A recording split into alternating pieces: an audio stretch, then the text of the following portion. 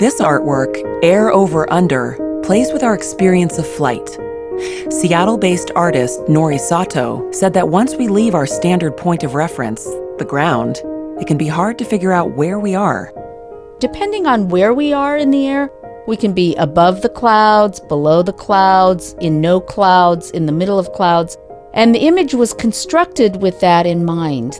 And I wanted to give a feeling of being in the air, maybe not caged in an airplane, but sort of sitting there as if the shell of the airplane had melted away and there we were. Sato said she thought a lot about what airports mean as she was developing this glass facade for Terminal 2. The function of the airport is to take one out off the ground and into the air.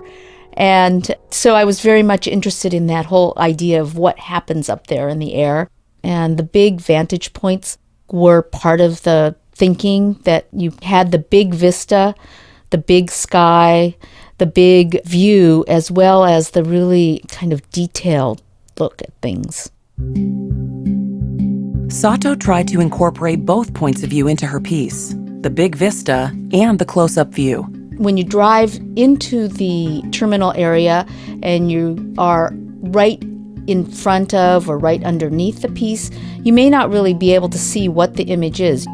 Whereas if you were to look at it from the parking garage or from the bridge that goes over or from the train, it becomes very, very pictorial in a way. To make this piece, Sato used 120 panes of glass. Each pane is actually 2 layers of glass laminated together. The inner panels were hand-painted by a single artisan at a specialty glass studio in Germany. The outer one is a grid of white squares silk-screened onto the glass that form an image when viewed from a distance. The piece is a lot about that kind of merging between nature, the human, the technology, the machine, coming together in this kind of ambiguous space. Think about it on your next flight. Are you over or under?